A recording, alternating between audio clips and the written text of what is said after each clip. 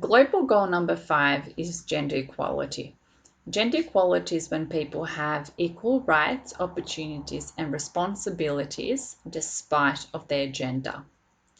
These include ability to vote, education, jobs, pay, ability to make personal decisions, leadership, parliaments, and intelligence. Let's talk about some of these in a bit more detail. Education. Some girls around the world receive very little education and some receive no education, whereas the boys in that same culture experience primary school, high school, and tertiary school education.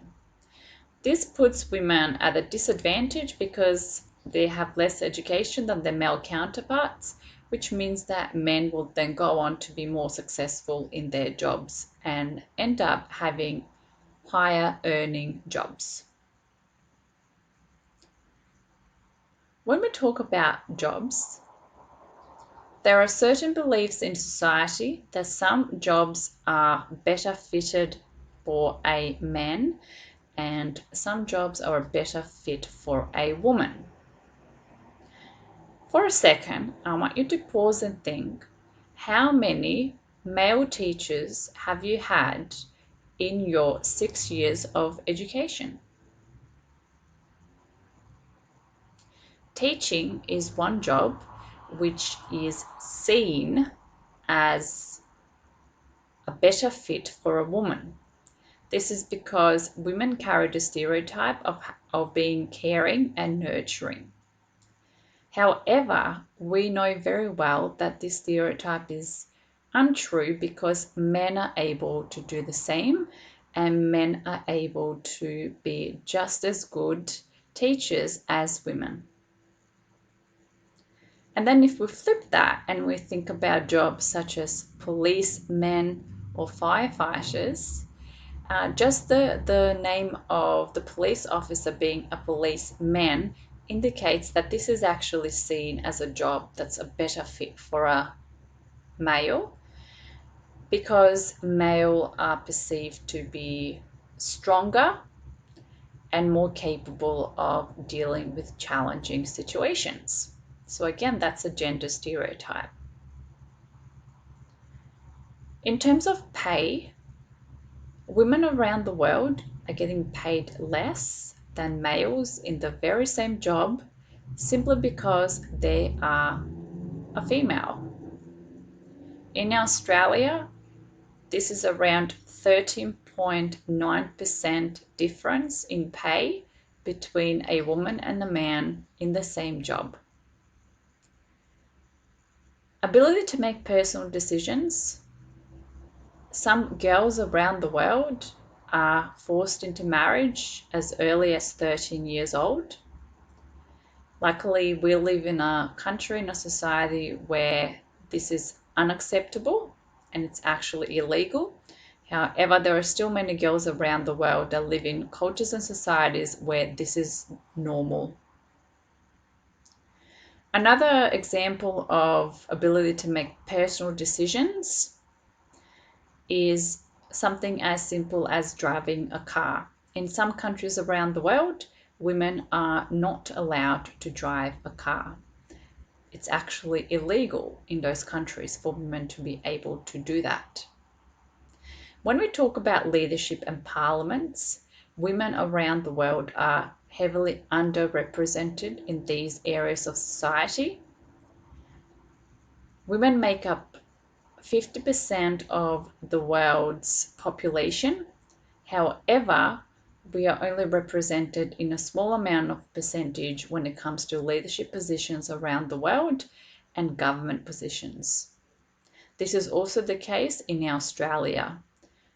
Our government is heavily made up of men, and even though women have a large presence, it's still not large enough for it to be considered gender equal.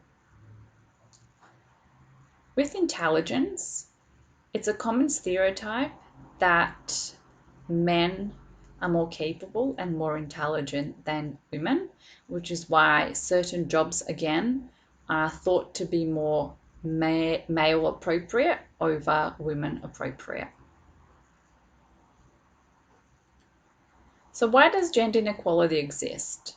Inequalities are a result of ongoing discrimination against a specific gender to a point where this discrimination becomes simply a part of a culture. Well, what does this mean? It means that a group of people had a certain belief towards a gender, male or female, and that they started to treat people of that gender a certain way. Eventually, this behavior became part of the culture and the cultural expectation towards that gender. When did this start? It's unclear as to where the origin of gender inequality is. However, there are many historical scriptures that are hundreds or thousands years of old, which suggest that women and men were treated differently and should be treated differently.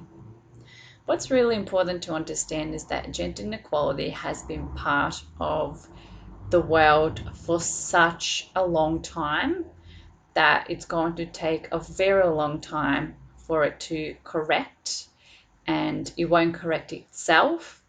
It needs to be the action of women and men to stand up for gender equality.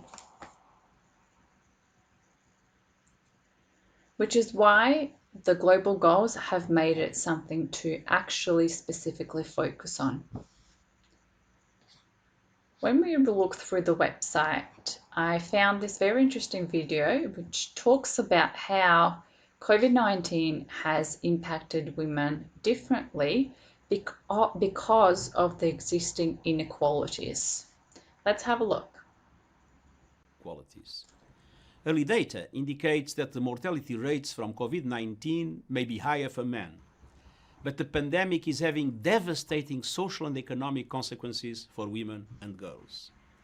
Today, we are launching a report that shows how COVID-19 could reverse the limited progress that has been made on gender equality and women's rights, and recommends ways to put women's leadership and contributions at the heart of resilience and recovery. Nearly 60% of women around the world work in the informal economy, earning less, saving less, and at greater risk of falling into poverty. As markets fall and businesses close, millions of women's jobs have disappeared. At the same time, as they are losing paid employment, women's unpaid care work has increased exponentially as a result of school closures and the increased needs of older people. These currents are combining as never before to defeat women's rights and deny women's opportunities. Progress lost take years to regain. Teenage girls out of school may never return. I urge governments to put women and girls at the center of their efforts to recover from COVID-19. That starts with women as leaders, with equal representation and decision-making power. Measures to protect and stimulate the economy, from cash transfers to credits and loans, must be targeted at women. Social safety nets must be expanded. Unpaid care work must be recognized and valued as a vital contribution to the economy. The pandemic has also led to a horrifying increase in violence against women. Okay, we're going to stop there.